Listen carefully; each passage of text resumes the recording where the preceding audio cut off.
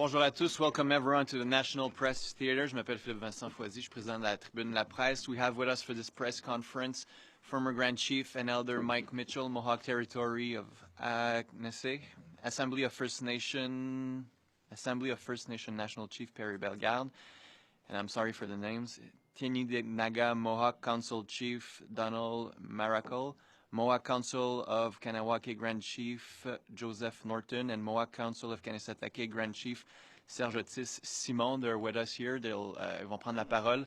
We'll answer questions afterwards. Please put your cell phone on vibration so we don't hear the noise of your cell phone. Gentlemen.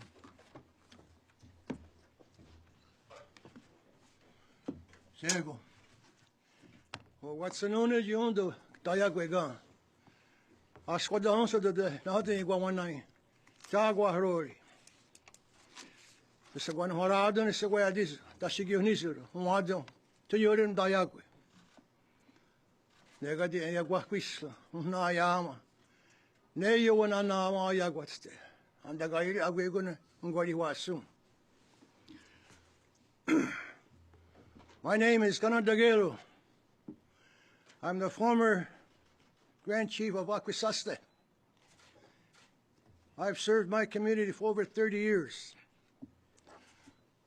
The reason that I was asked to come and speak is my long history in politics. I'm also a faith keeper in the Mohawk Nation Longhouse, protector of our ceremonies, songs, spiritual life.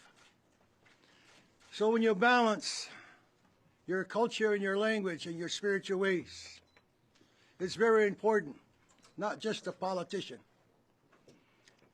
but a human being.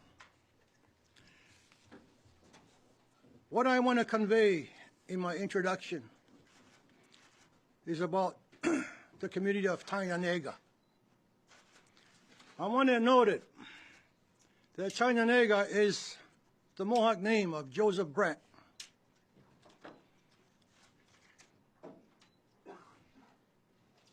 The British asked Joseph Brant to ask the Haudenosaunee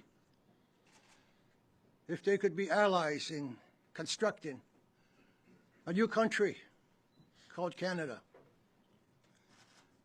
I put emphasis on that, allies, for they had to face confrontations with the French, with the Americans, and as it stands today as Canada, we're still allies with Canada. The other thing for Tainanega that has significant meaning is the birthplace of a peacemaker that brought us the great law of peace. Very spiritual man, born at a time when there was great violence, turmoil amongst the 5 nations, Mohawks, Cayugas, Onondagas, Seneca. For all those warring nations, he approached each and every one of them and convinced them to do away with warfare. It is significant because where he was born, he went across Lake Ontario to Haudenosaunee country. He was able to stop the warfare, the killing, and turn it into a great union by providing them with a constitution based on peace. I want to invoke that because this is the time for us to remember what that message of peace was about. It's always easy to go the other route. This is my introduction because I have my comrades sitting to my right who are going to speak to the whole area of relationship, peaceful relationship or not. It's our choice. We're at the crossroads. And we must invoke the message of the peacemaker if we're going to have lasting peace, security, wellness in our communities. And that goes both ways. For the people in Canada are just beginning to learn. And I'm well aware there's a lot of hatred in this country It's directed at First Nations. We've got a lot of work to do. We can react, or we can sit down and consult with one another based on that message of peace left by the peacemaker. That's my opening introduction. Yeah. Thanks, Mike. And nista nenaskom un ke naskom tenwa kahkia no tentik no akomaganak. Nista no tainan samato ke naskom ten. Kahkia hodo no soni ukimawa ke naskom ten wow. Tia gonkwens chenishna back and naskom ten. Nista a little bit in Cree, friends and relatives. I'm happy to be here, acknowledging you all and giving thanks to the Creator for this day, acknowledging the Haudenosaunee chiefs here, and acknowledging as well the Algonquin territory and the peoples whose land we gather. And I'm here today as AFN National Chief to speak about the Wet'suwet'en and the hereditary chiefs and what's going across this land. And I've spoken to many, many people in the last 48 hours. And I've been in touch with many, many leaders, regional chiefs, hereditary chiefs, the elected Indian Act chiefs. I've talked to the federal government, provincial governments, and industry, and how we can find a way forward. And today, again, of course, we're calling for calm. We're calling for creativity and constructive dialogue. The Wet'suwet'en peoples have asked that they be given space for their own internal dialogue and ceremonies to be held. They've told me they want to create their own approach to formalize discussions with the federal and provincial governments, the Crown. And they need to be given that time. And I know both levels of government, federal and provincial, have reached out to the Wet'suwet'en peoples. And I want the Crown, the Crowns, and the governments to support the process of the Wet'suwet'en peoples that they've put forward in terms of coming together to formalize that relationship with the Crown. We say we want to de-escalate and we want dialogue. And I say our people are taking action because they want to see action. And when they see positive action by the key players, when they see a commitment to real dialogue to address this difficult situation, people will respond in a positive way. They'll respect the need to give everyone time and space for that dialogue to happen. And going forward, this will be a clear sign that, of course, we need a new approach. When governments ignore First Nations rights, title, jurisdiction, it creates conflict and court cases. But when governments respect First Nations rights and title, it's a path to peace, progress, and prosperity. And I know the UN Declaration is the UN Declaration on the Rights of Indigenous Peoples is a roadmap to reconciliation, no question. No one said reconciliation would be easy.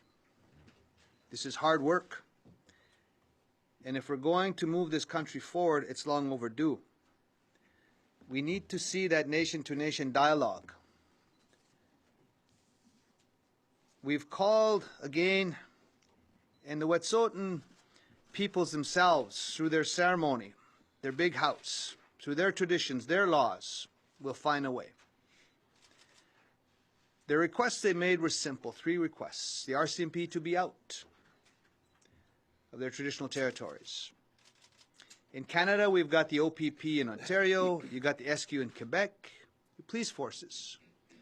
But we also have our own tribal police, alternatives that can be looked at. Wet'suwet'en need to give that direction, and if so, there's options available. They've also asked again that the industry players look at options, and they should be prepared to look at options. 2 requests. The 3rd request is the formalization of the process with the Crown. And as I understand it, there is a request for meetings and to formalize that process. And I ask, once that process is formalized, that people give time for that process to bear fruit. Positive discussions. I also want to say that in this day and age, when we start talking about reconciliation, and I'm really glad that the Haudenosaunee leadership is here, because we're all about peaceful coexistence and mutual respect. And now in February in 2020, and I've said this before, that as human beings, we can't give up on each other. We cannot give up on each other. We cannot give up on peaceful coexistence and mutual respect. We cannot give up on reconciliation. We cannot give up on our treaty relationship with the Crown. We can't give up on the United Nations Declaration on the Rights of Indigenous Peoples. It is the pathway forward. So I wanted to say that. I wanted to say those words and acknowledge you all for being here. We have a special relationship with the Crown. We are allies of the Crown. And we have a nation-to-nation relationship. It's time to really get that started in processes to move beyond the Indian Act and to respect our laws and jurisdiction as well. Always with those principles of peace and coexistence to mutually benefit from sharing the land and resource wealth as well together. I'll say that much for now. What, Chief? Sego sa Guego, Yunyats Adarot Sario, Ogatahioni. The elected Chief Don Miracle of the Mohawks of the Bay of Quinte. I bring greetings of peace and friendship to all who live and share this great land, that the homeland of our Indigenous nations. I want to emphasize that I love and respect all of my people, and I respect all of the Wet'suwet'en Territory leadership and the decisions they make, because that is their place to do so. I also love and respect my people when they feel something is wrong, to be able to stand up for what they believe in. That is a Canadian value. I want to emphasize the need for peace and dialogue, as well as parties to work together to resolve the situation that we're now in. I would never try to speak for another First Nation. I will say that the situation affecting the Wet'suwet'en people resonates in many other parts of this country, because it strikes at the issues that we all deal with: respect and implementation of our rights by the federal and provincial governments, our right to make decisions that affect our land and lives, and the right to have a say when it comes to resource development within our traditional territory and its impacts on our territory. And I want to emphasize this: all parties in both the federal and provincial governments need to support dialogue and do their part not to inflame the situation by using aggressive language and actions that will not be helpful. I echo the words of my colleagues here that this is a time to create a calm and to support dialogue. The government needs to show leadership and show First Nations across the country that it is committed to resolving long-standing disputes in good faith and good dialogue, and be open to look at all the options for discussion. I think it is now time that we need to hear what the leadership, the traditional leadership of the Wet'suwet'en Nation, have to say on a path forward, and do they have proposals to bring resolution to the internal affairs of their nation. And so I wish the Creator to shine the Deyohaswat the good light that comes from the Creator, God, on the path that we should follow to bring about peace and harmony and happiness to all the people who share this land. It's going to go on Nisui Sewa Kweko, Yawa. Yawakoa. Thank you very much. There's so much to say and there's so little time to do it in, but I will do my best to present, I guess, a view of the situation where we're at. I've been involved in a lot of different events. One of them that stands out in my mind, 1990, I was the Grand Chief way back then, as I am now in this particular circumstance. So I do have a history of involvement and seeing things and hearing things. And there are similarities to what happened way back 30 years ago as what's happening now.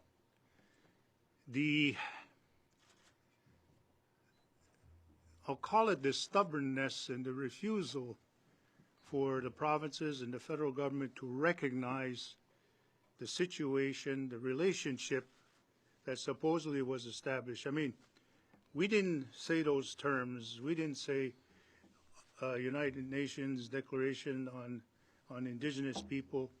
We did not stand up and we did not say reconciliation. We're not the ones who've apologized for things that have happened to our people over the course of time. It's somebody else that had to do that. And we've accepted that. I come from a place called Ganawage, which is just across the river from Montreal. We have 100,000 people a day coming back and forth to our community. We've got bridges, railways. We've got an international seaway. You know, you name it, it's there. Somebody else, for somebody else's purposes, not for ours. Now, this is not a plea. I'm not here today to talk strictly about that, but we know what it is to be imposed on, you know. And our brothers and sisters in Wet'suwet'en territory out in BC are suffering the same circumstances. There may be some differences of opinion on the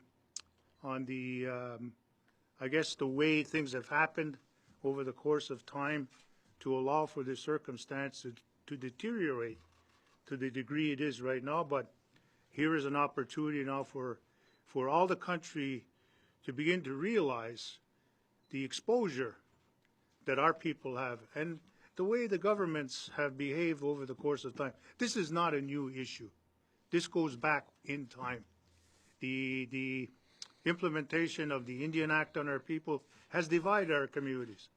Each one of us sitting up here that represents a community has seen that happen within our communities, divisions because of the Indian Act, because of traditional beliefs. So it's a time for us to come back together, as we have always talked about. It's a time for us to seek out the proper way of dealing with issues and matters when they arise. But on the other hand, we have a, if you will, a partner. The partner is Canada and the provinces that need to realize and understand that they are the cause of these things that happen. It's not by accident. It's by the way laws are put in place. It's by the way the Constitution is structured, the courts, all of that stuff that's out there is against us. We don't stand a chance. We spend hundreds of millions of dollars walking into those courts, sort of knowing that, you know, we're going to get our ass kicked, if I may be blunt about it. Yet at the same time, we say, well, we have to go in, we have to try, and we have to make it known our disagreement and dissatisfaction with the system as it stands.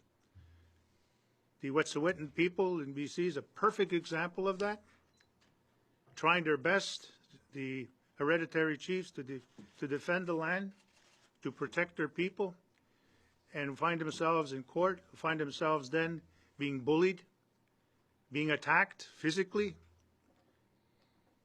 weapons pointed at people. Luckily, nobody was shot. People being arrested, put in jail. For what? Protection of land. Protection of our territory. Our people out here in the East see that, and they see themselves in that. They feel that pain and that anger. They sense it, and they know it. Because we've seen it happen to ourselves. So we're prepared to defend ourselves too. And the young people stand up and say, we're not going to put up with that. And you know something? There's awakening, not only in our young Indigenous people, there's a lot of young Canadians, white people who are now joining forces. That's why every day in Montreal, city of Montreal, you'll see mass protests on the streets, majority being your people who are doing that, because they know it's their future too. They understand, and the consciousness of the environment is becoming a major issue with them. So they look at what we're doing, and they understand that there has to be some sort of amalgamation between what we are doing and what they are, and what they want, what they need. They're looking for answers too. So it's not just our people. We're defending our land, but also we're defending the land for other people too. We're defending the environment for the future of Canadians, not just our own people. So that's a message that this government across the street, up the hill, has to understand, has to acknowledge. So they can have all their little meetings within their parliament, within their cabinet, and come up with counter plans about how they're going to enforce the law, not enforce the law. They don't know what to do. Why not listen to us? We can help you. Yeah, thank you. Okay, I guess I'm up next. There you go. No go. First, just give you a little bit of background. My name is Serge Uzi Simon. I'm the Grand Chief of the Mohawk Council of Ganasadaga. And over the years, as Chief, I've seen a lot of issues come to our table. Everything that you've been reporting over the years, missing and murdered, environment issues, land claim issues, and so on. As a matter of fact, I was part of one of the original 3 chiefs who went out west to try to form an alliance against the tar sand expansion. At the time, I was fighting Trans-Canada, and out west they were fighting Trans Mountain and other projects. So I've been the strongest advocate of First Nations' right to say yes, but I've also been just as adamant about the right to say no. So I don't take this lightly when I make this request. I'm not demanding anything, never did, about lifting the blockades as a show of good faith, because there's a bigger picture at play here. The UN Declaration on Indigenous Rights might be postponed or may very well be scuttled, and we could be taking 10 years back in our relations because of this issue. But like I mentioned, my time when we fought for the Treaty Alliance, we managed to bring together 150 chiefs across Canada who were not in favor of the expansion of the pipelines, of bringing in bitumen oil through their territories. So there are many ways of showing support. There are many ways of protesting something. It puts an enormous amount of pressure on governments and industry. So do we look at the rail blockades as having served its purpose for now? I'm simply pleading with the protesters that, have you made your point yet? Has the government and the industry understood? I think they did. Now, removing the blockades doesn't mean that you surrender anything. It just means you tell the government, okay, we're going to show good faith, we're going to remove the blockades, but keep this in mind. If you do not continue on a dialogue of respect with the hereditary chiefs, then we'll be back. The next one might last longer. It might not be the rails, it might be something else, because it's the only thing that we have, the only weapon we have to have our rights recognized and affirmed. It's a damn shame we have to result to that type of action in a country that wants to reconcile.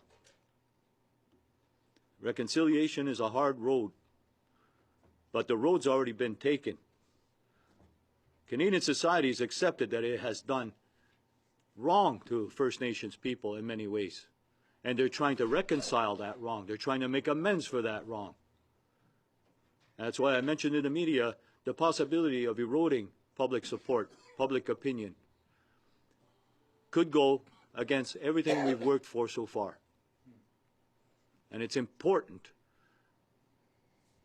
that the ideals of peace be respected and that we walk down that road and try to make amends for whatever relationship problems we might have.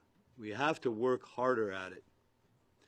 As it stands now, I have a group of people, because of my message, have padlocked my band office doors, locked me out, saying they want me out. I'm not surprised.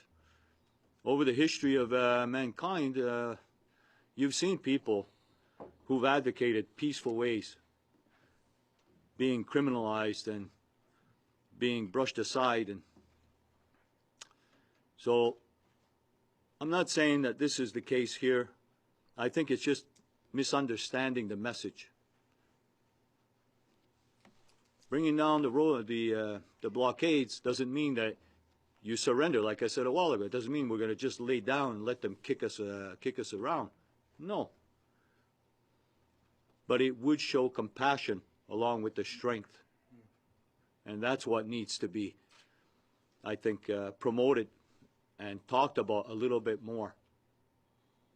Yes, you have the strength and the power to do what you're doing, but you also have the power of compassion that other people are suffering across the country because of this blockade. And not just non-Indigenous, the Indigenous people as well. Shortages in propane and probably food supplies are gonna start getting critical if this continues. So it will be a self-defeating purpose to continue on with the blockade. So I'm hoping that reason and peace are going to prevail, and that the message is going to continue on. So, for me, I thank you. I appreciate you listening to me. No, go on. Thank you very much. On va passer à la période de questions. One question, one follow-up. I already have names on the list, so if you want to add your name, just raise your hand. Start with Globe and Mail.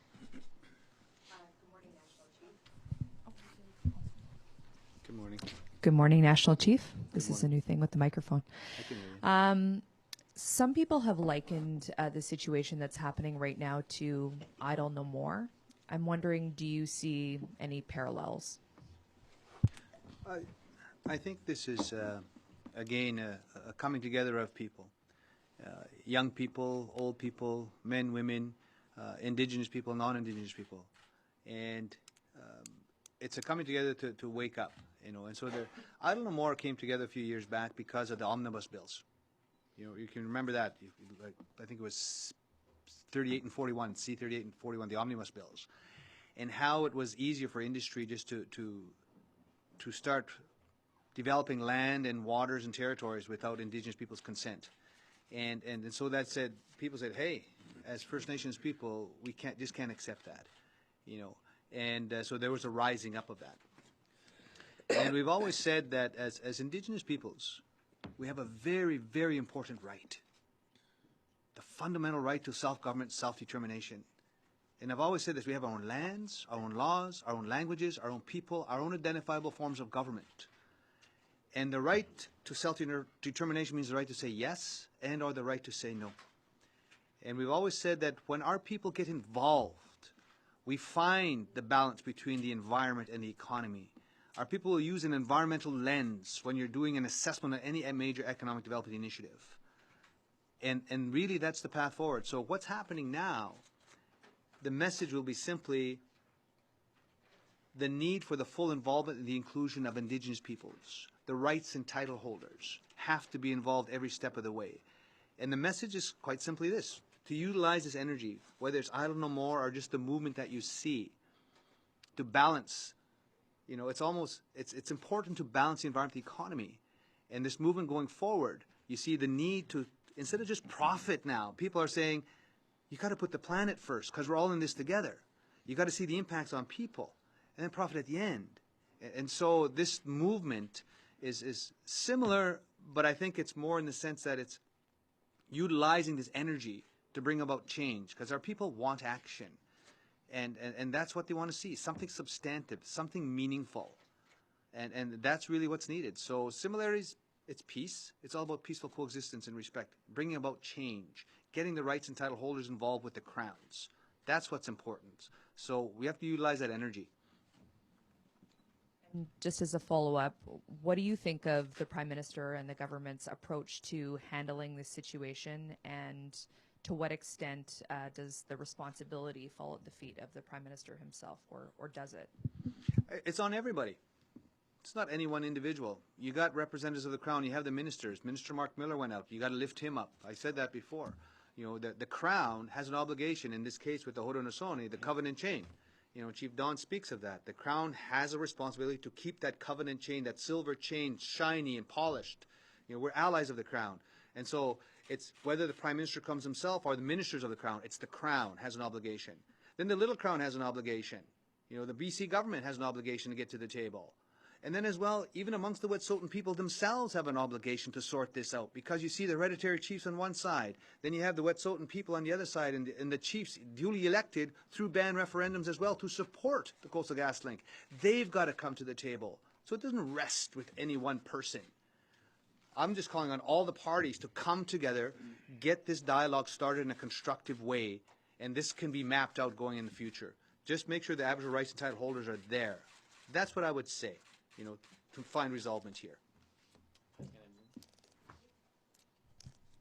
Bonjour, hello, Chiefs. I have a question in English et ensuite en français.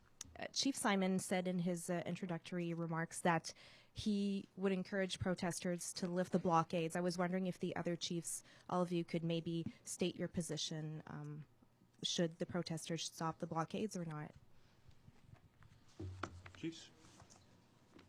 Is this who do we want? Oh. I would say I agree that there's a need at some point in time to for the protesters, the protectors of the land. Let's call them. That's what they are. They protect the land, and they feel this need to get out there to do something to ensure that land is protected. At some point in time, this has to come to a peaceful end. But in the meantime, there are certain guarantees that everybody's looking for that need to be put in place, and all the parties that, as National Chief has pointed out, all the parties need to be able to work together to ensure that happens. It's not incumbent on one group of people. Those people on the front lines need to have the reassurance that their voice is heard, that the actions that they took has meaning, and something positive will come out of that. So when that happens, then you're going to see a backing off and a quiet resolution to this.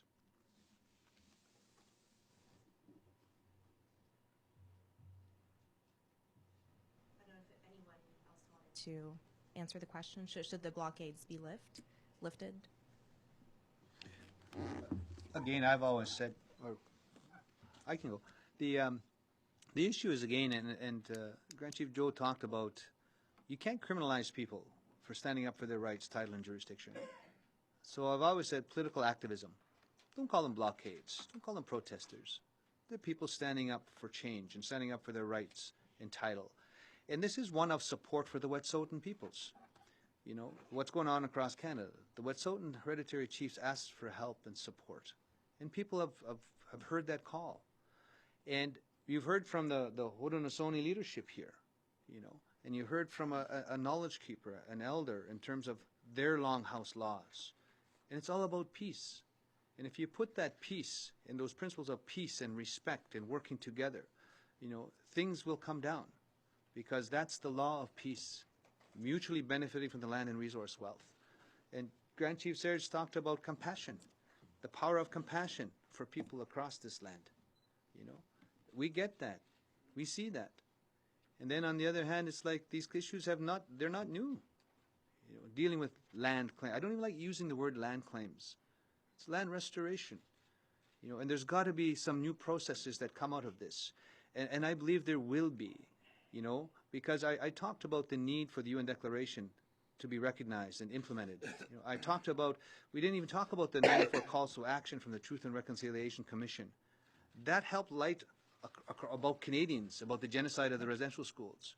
We didn't even talk about the missing and murdered Indigenous women and girls and the 231 calls to justice that have to be implemented with a national action plan. We didn't even talk about the 5 to 7 times the young people are killing themselves. We didn't even talk about that. Too many of our people in jail. So the list will go on and on. So there's an inconvenience on both sides. But so when you ask this question, it's brought awareness. Our relatives, our brothers and sisters can hold their heads high. They've elevated this issue to a national, international level. And we want to make sure that it's peace in a good way. We also want to be concerned with the welfare of people that are on those lines there, that things come in a good way based on our elders' teaching. And if you put the elders' teachings in the ceremony first, we're guided by those 7 teachings, no matter what nation or tribe. And it's truth and honesty, love, respect, courage, wisdom, and humility. Those will guide us forward. When you put those at the forefront, you'll find things can come and work out in a good way and things come down. Pour vous, Chef Simon, vous dites que votre position, en fait, relayée dans les derniers jours à l'effet que les blocus devraient être levés actuellement. Vous dites que vous avez eu des répercussions sur votre territoire. Qu'est-ce qui s'est passé exactement? Puis est-ce que vous considérez que c'est de l'intimidation, ce qu'on vous a fait? Je pense que c'est de la mécompréhension de ce que j'ai dit dans les derniers jours. C'est que je ne demande pas que les barricades soient levées. Je suggère que peut-être le temps est venu de les lever parce qu'il y a des impacts économiques qui s'en viennent et devraient être très sérieux, et ce qui va affecter tout le monde. Alors, on a simplement demandé aux manifestants si on fait leur point et si les gouvernements et l'industrie ont bien compris le message. Je crois que oui.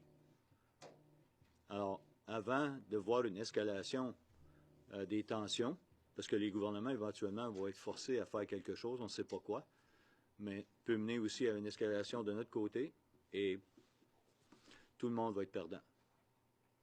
Alors, comme j'ai mentionné, il y a plusieurs façons d'exprimer la solidarité et on n'a pas juste des blocus, on a d'autres façons. Alors, notre support pour les chefs héréditaires ne seront pas diminués par rapport à ça. Tout simplement de trouver d'autres façons. Parce qu'on ne peut pas perdre la bonne foi qu'on a bâtie depuis les 10 dernières années avec la population canadienne. Ce serait important pour nous d'avancer nos enjeux dans l'amitié et le respect. APTN. I would like to speak to the question. The blockade at Tyendinaga was not prompted by the elected council, but there were people in our community that saw an injustice being done to the Wet'suwet'en Nation by their traditional leaders not being heard, and by being overruled by a court injunction and police intervention. And there should have been room for dialogue with those people, particularly when there was strong disagreement in the leadership. In my opinion, the project should have not proceeded in that climate. The government does have a responsibility to have dialogue with those people. Most people are talking about this. We don't even know why the Wet'suwet'en Nation traditional chiefs oppose this pipeline. Do they want it in a different location? Do they not want it at all? Are there things in the impact benefit agreement they disagree with? Nobody's ever bothered to give them the opportunity to hear their voice. And this is where I think the media fail the public. They want to focus the attention on somewhere else than where the real issue is. And so we need to hear from the traditional chiefs what it is they object to, and do they have a proposal to bring to the table that should be considered. And that's where the attention should be. And I don't want to say something that would only inflame people that are protesting, not only in my community but across the country, and Joe's community in Toronto and other provinces, and even the it wasn't too long ago we had a quarrel between two provinces over pipelines. We had a quarrel between the provinces and the federal government. So obviously there's a lot of unanswered questions in the Canadian public as well about pipelines. And maybe there's more information that the media could put out about the pipeline debate than just these blockades and stuff, because it's not about blockades. Fundamentally what's at issue is the decision-making rights of the traditional leaders and the Wet'suwet'en Nation. And that's what's not been respected, and that's why we now have this conflict that's going on.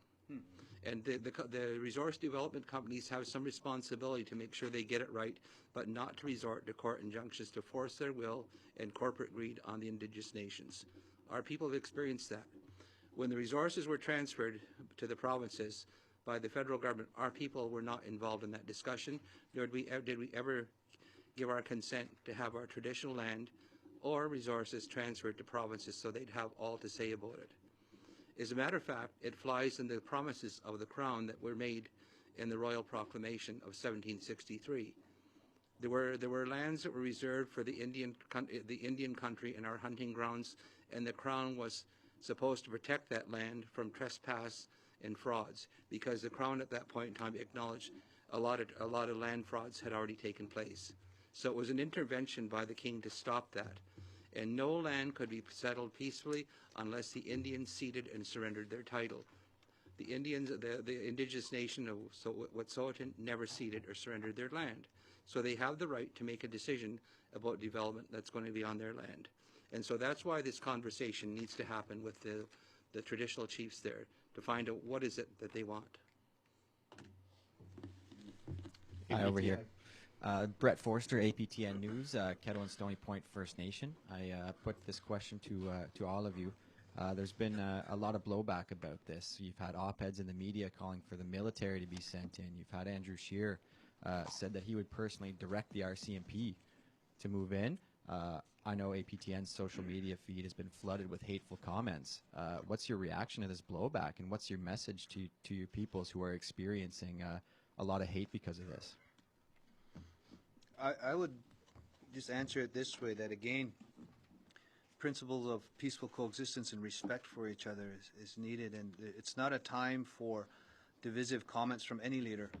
It's a time for calm. It's a time for dialogue. It's a time for coming together of our peoples. And even regarding the injunctions, you know, and I've said this before, that the proper exercise of police discretion should not be confused with lack of enforcement. It's a difficult time for the RCMP and the OPP and the SK and everybody else. So it's because they're not being enforced. They're using their discretion. And that's a positive thing. People got to acknowledge that. And again, always calling for calm and peace. Using ceremonies, you're not going to go wrong. You know, and I would say, like, the goodwill of the Canadian people, because I can only go back to our teachings, and we have a treaty relationship with the Crown, and we're to mutually benefit from sharing. We don't give up anything. We're sharing the land and resource wealth with the newcomers here to these lands. The hatchet was buried, there would be peace. You know, even the teachings of what, like our eagles, why is our eagle staff curved? That's our flag. That's our nation. At one time it was straight. It was a spear to kill. But our people said we'll curve it. It will still be used to recognize our people, but there will be peace between our peoples. And people need to know that and respect that on all sides. This is a great, beautiful country. We cannot give up on reconciliation. We cannot give up on the UN Declaration on the Rights of Indigenous Peoples as the path forward. We can't give up on the Truth and Reconciliation Commission's calls to action. We have work to do. We have to implement 231 calls to justice from the Missing Murdered Indigenous Women and Girls Inquiry. We need Canadians to get behind all of that, because then we can really build a country where our children and grandchildren can respect each other in a good way. That's the work we've got to do going forward. Every November the 11th, Canadians lay wreaths at the cenotaph in honor of all those who served and gave their lives at wartime when the security of this country was an issue. In my community, we had the highest number of Indigenous volunteers. In the First World War, 101, and the Second World War, 213, and ever since we've made the covenant chain in 1664, we've always answered the call to arms on behalf of the King or Queen of England. And so we gave distinguished military service and our lives in that cause of freedom and justice, and that included justice for the Indigenous people. And so when you lay your wreath there, remember that our people also gave their lives for the values that say that Canadians are so important to them. Yeah. Lest we forget. Yeah, partial response. I guess the warmongers out there who are quick to pull the pin and throw the bomb should think about what's happened in the last little while. I mean, the reminder that Don gives us all in terms of the sacrifices our people have made. We do the same thing in Kahnawake too. Every November we have a commemoration to those that died. But to those people who are quick to pull the pin and to come down hard or demand that harsh things be done, you know, it's 30 years ago since the what they call the Oka crisis. It's not that long ago with the Camp Ipperwash and the death of Dudley George. People quote that and use that as a reminder to themselves. We should use restraint. We've heard that from politicians, provincial and federal politicians. Nobody wants to see that again. So to those who want to and that's why I call them the warmongers. They should also think about that too.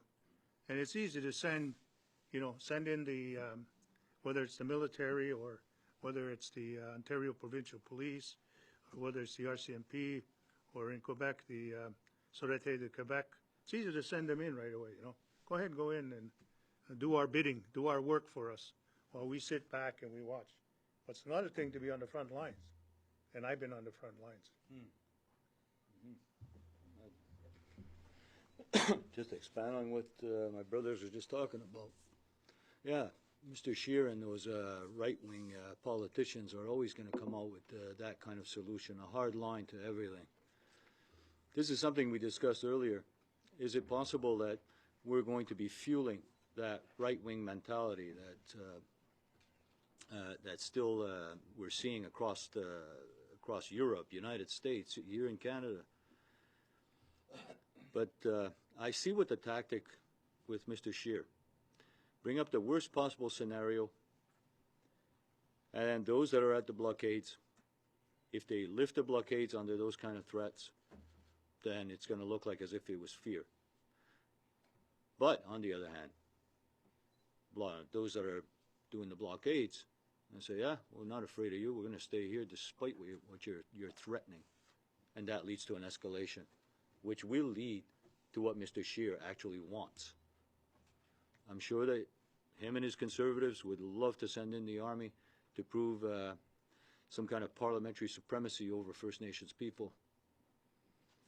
But like I said, just asking and reasoning with those at the blockades, not because they're fearful. These guys are brave for what they did. They've proven it. Don't let Mr. Scheer make you think that if you exercise compassion and take those blockades down, you're not doing this out of fear. You've proven that you're not scared. So don't let them bait you into something that you don't want to do. When countries and provinces have disagreements with they never use racism as a tool to silence the voice of other people. They call meetings and they have dialogue. And that's what the Prime Minister did in this case. Mm-hmm. And that shows good leadership. And all the parties in the House of Commons should always use the measures when they're dealing with other nations, with our nation, to have dialogue to resolve disputes. And I think we need to be patient and to see what dialogue will bring. I'm sure protesters are having discussions among themselves on what they need to end the blockade. I'm sure they're not just standing there. They're having talks among themselves. We just have to see what the government is prepared to do, and the focus should be on that. What is the government going to do in relation to the traditional chiefs at Wet'suwet'en, and do they have a proposal that warrants consideration, and is it reasonable? Add something. There are people that are not sitting here that believe that the earth is our mother, that we have ceremonies to honor and respect all of creation, and they have a spiritual philosophy that we're all related. It is very important for a time for them to send a delegation to come and sit. That's the peaceful solution. They're being set aside throughout history. While Canada brought out the Indian Act and say, these are your leaders. Well, the leaders of our nations are people that have respect for the land. They have respect for all of creation. They need to be here. Mm-hmm. That's the fight. We have to see beyond what the National Chief said. See beyond the Indian Act. See the beauty of our culture and put that on the table, because that's really what's important now for people to learn from one another. And we haven't done that yet. It's a struggle. It will continue to be a struggle for a while. But if everybody's committed to peace, we can take a short time off, set up an agenda, and say, let's do that work, and come back and see where we are. I think that that's one of the things I see as an opportunity. But there's people that need to be here that are not here presently, and I just can't help but notice It's the traditional side. We can't go alone with Canada and say they're not important. These are the ones that we've recognized as leaders. Well, inside our nations, our traditional leaders, elders, they are our leaders as well. We need to regroup amongst ourselves and give that recognition back to them. So that's the important part. I was at the demonstration here in Ottawa, and it was led mainly by Indigenous youth. And they have one demand, which is pretty clear. They are protesting the RCMP. They want the RCMP off Wet'suwet'en territory. What's your message to the young people that are leading these demonstrations, and do you support their call to have the RCMP off the Wet'suwet'en land? It's good to see our young people, and we've always said to harness the energy of our youth. You know, they're the young ones coming up, and we have to try to build a better future for the young people and provide them with hope that they won't have to deal with all these outdated policies that we're still fighting. You know, because we call them termination policies of comprehensive claims and specific claims, additions to reserve the inherent right. They're based on termination of rights, title, and jurisdiction, not recognition. So we need to fix that, and we need to formalize process with the Crown. And so again, we've the police forces are sworn to uphold, and I've said this before, 2 laws in Canada: common law, and then civil law in Quebec. And these police forces are sworn to uphold those laws. And until we get to a space where our laws can be recognized in addition to common law and civil law, Wet'suwet'en law, Haudenosaunee law, Nehiyawak law, Cree law, Anishinaabeg law, there will be this conflict. And so we need to expand, and if we really want to start talking about reconciliation and restorative justice, that's where we need to go. And then there are options when our young people say the RCMP to be out. And I talked about, well, there are tribal police. There are peacekeepers. We have our societies. We have our way of maintaining peace. And those things should be looked at. And so that would be my message to the young people, is to hold them up and thank them for their energy. Thank them for their standing up. And but to channel that in a positive way so that we can have positive change into systems that I've said before, that these are courts of law, not courts of justice. And we have to keep moving towards restorative justice, but recognition of our laws as well, in addition to common law, civil law. And that's the work going forward. That's how I would say that.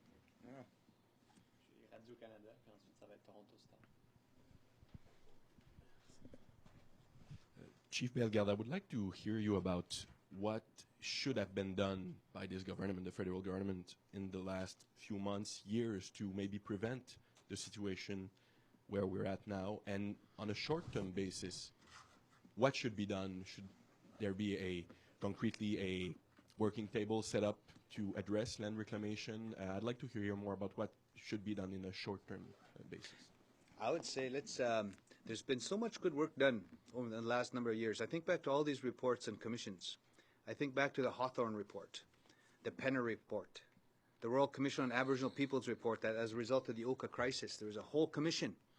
And I think of the 94 calls to action from the Truth and Reconciliation Commission. And I think of now, just currently, the 231 calls to justice from the Missing Murdered Indigenous Women and Girls. All these are good reports. Look at them. Implement the recommendations now. That would be my advice to governments, both federal and provincial. Look at all this good work that's been done and implement the recommendations. You don't need another study. Implement the recommendations going forward. That would be my advice there. On the short term, processes to respect nationhood and Aboriginal rights and title holders, to move beyond the Indian Act, no question. You know, and that's where I talked about those 4 policy tables that need to be fixed and updated. We've won numerous Supreme Court decisions as Indigenous peoples on treaty rights, on inherent rights, Aboriginal rights and title. That's through the judicial branch. We need the legislative and the executive branches of government to keep up with what the judicial branch is saying. And that means comprehensive policy and legislative changes. That's what's got to happen. And that's got to be done collaboratively, if you will, or in partnership with Indigenous peoples. That's what's got to go on. Chef Simon, j'aimerais vous entendre sur le message que vous avez partagé tout à l'heure. Si les barrages devaient continuer, quel est le risque que ça peut représenter pour ce que ça pourrait créer dans l'opinion publique et aussi sur cette volonté de réconciliation? Est-ce que ça pourrait venir compromettre le travail qui a été fait jusqu'ici? Oui, c'est exactement le point que j'ai fait ce matin. J'ai fait depuis même les derniers jours, c'est que le risque était une érosion de la bonne foi qui avait été accrue depuis les dernières années et que les enjeux des Premières Nations commencent à être compris par la citoyenneté. On commence à faire la réconciliation et même faire des, comment je peux dire, faire des gestes concrets, comme juste l'implémentation de l'ONU et le droit des Autochtones. C'était un gros, comment je peux dire, un gros step pour tout le monde, pour la société canadienne autant que nous. C'est ça qu'on essaye de balancer, le droit de manifester, de se protéger, mais aussi de prendre en tête qu'il y a des plus gros enjeux, parfois, que juste des instants isolés. Mais chaque instant est important. Là, j'explique à la ministre d'Amour, ministre des Affaires indiennes de Québec, ce qui se passe par chez nous. J'ai des manifestants qui ont bloqué le conseil de bande, ils ont enchaîné les portes parce qu'ils n'ont pas aimé, ce que je disais. Le message de paix est souvent mal reçu par ceux qui ont d'autres agendas. Alors, je crois que c'est ça qui se passe.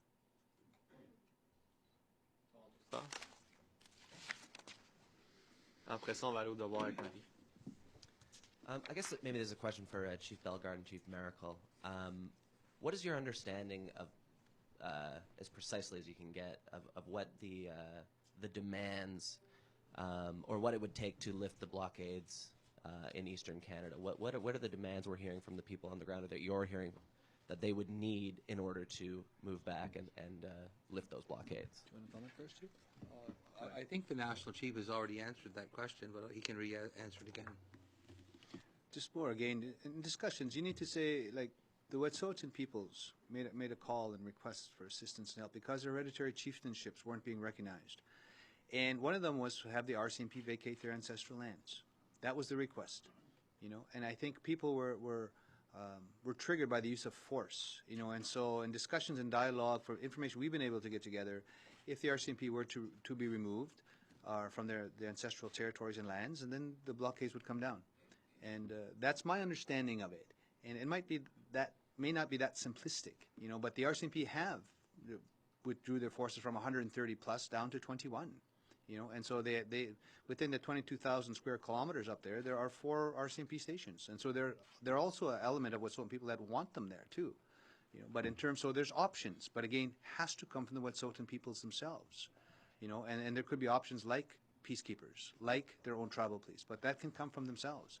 And again, lifting up, like there's the use of discretion, you know, and just because you have a court injunction doesn't mean you automatically enforce it and use the force. Like they're exercising pretty good judgment, you know, and so that should be upheld and that should be acknowledged. And so going forward, like that's one of the requests, as I understand it, and there could be options, but again, the Wet'suwet'en peoples have to resolve this internally as a nation, as peoples, as hereditary chiefs, as Indian Act chiefs, because you've heard in the media as well, there's a lot of people that support Coastal GasLink because they have access to jobs, training opportunities, economic development, and they're tired of administering their own poverty. So they're looking at all options, you know, even equity ownership if you're going to go down that road. But again, it's up to the rights and title holders to make that decision determination when it comes to what projects get built. It's also up to the rights and title holders, are their nation, state, and how they want to be looked after in terms of the police force that comes in, which one. And there are some options that they can develop their own. That's really an act of self-determination. In calling for that process to figure out to resolve this dispute in the Wet'suwet'en Nation and to interact with how they would want to interact with the Crown on decisions like this, is it your view that the company should suspend construction of the pipeline basically until that process is worked out, until there's a process to interact with the Crown and make these decisions within that nation itself? I would say Coastal GasLink has an obligation. And I've said this before companies try to build anything, build a respectful relationship with Indigenous peoples, with the rights and title holders. You'll get it right if you do that from start to finish on any major project. And that'll apply to any major development in Canada. So before you build anything, build a respectful relationship. And so there's an obligation of industry and the private sector to get it right. And some will say they might have thought they got it right with all the IBAs they've signed. But there's a very important piece. The hereditary chiefs, to my understanding, were put to the side. And that's not acceptable. And so that's what we're trying to rectify now. And I think there's an obligation from industry to get back to the table, to listen in a very respectful way. And also, oops, sorry. Okay, well, to expand on GasLink, you can't say that they didn't know that they were going to encounter some problems. The Unistoten camp has been up in that area for several years now, and the position of the hereditary chiefs were also well known in that area.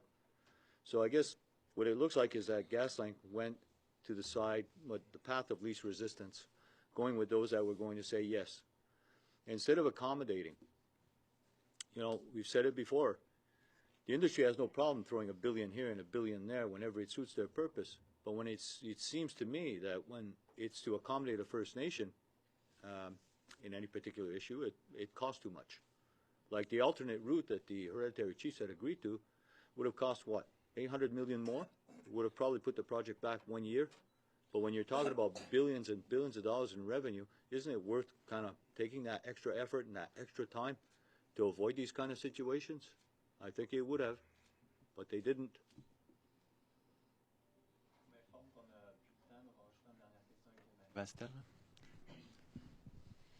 Yes, hi, Chief Miracle. I wanted to ask, Grand Chief Simon mentioned that the blockades, or suggested that the blockades perhaps could be lifted, even if it's temporarily, to show good faith. We didn't hear you on that.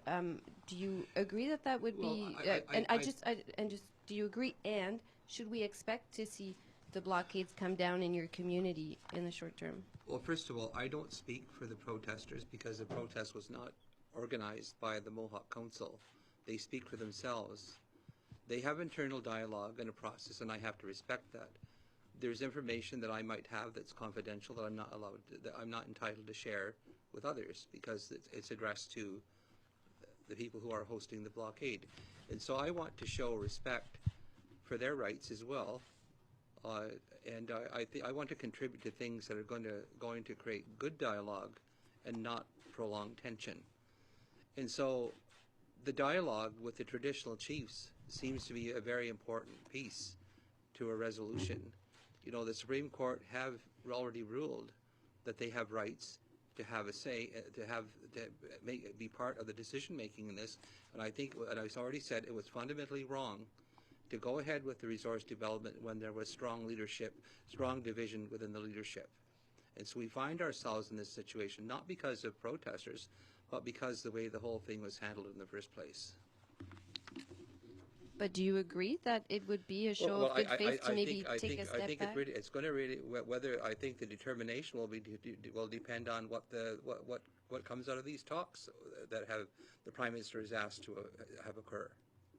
And so I'm supporting, let those talks proceed and let's see where we're at when those talks. But I don't want to say things that are inflammatory that would not contribute to a resolution. Merci beaucoup. Thank you very much.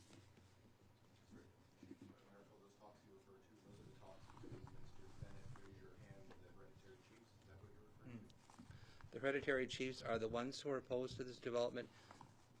They need to be heard. National Chief, just a quick question. Yeah.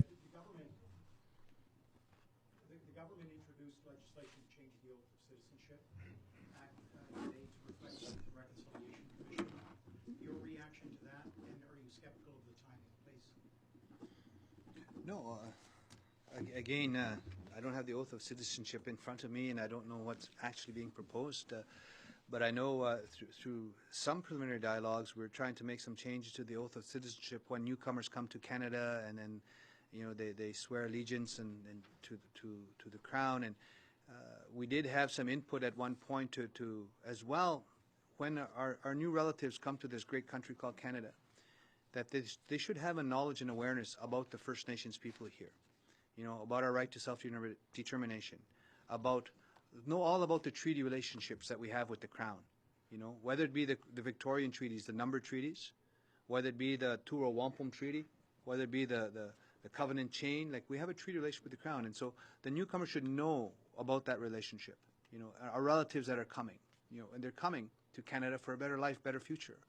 And we all need to benefit from sharing the land and resource wealth. So that treaty relationship is very important. And so if you're coming in and taking this oath of citizenship, you should be aware of what Indigenous peoples have shared with all the 37 million people in Canada. All the land and resource wealth that we're sharing. All the lands. And at one time, like our 634, we call them reservations, they're on what, 0.02% of the land base in Canada? And 99.8's been taken up for settlement by provinces and territories. And so when people say, what have First Nations contributed? I say, just look at all the land. And look at it in the sense of how much has been generated from those lands and territories and resources. All the GDP, you know, and so anybody coming to Canada should be aware of that. So we recommended some changes to the oath of citizenship, you know, when you become Canadians. And that's just part of that education, the awareness piece, that as First Nations people, we're sharing a lot. And it was all done about peaceful coexistence, mutual respect, mutually benefiting from all the land and resource wealth. And we're not supposed to be 6th and 63rd in terms of quality of life, in terms of socioeconomic conditions. Canada's up high, we're still down here. And so that's not mutually benefiting from the land resource. So we have a lot of work to do. So I think the newcomers coming in should be aware of that, some of the struggles, but that treaty relationship with the Crown is fundamental. So we wanted that referenced in the oath of citizenship, so that becomes part of the new piece. It's important.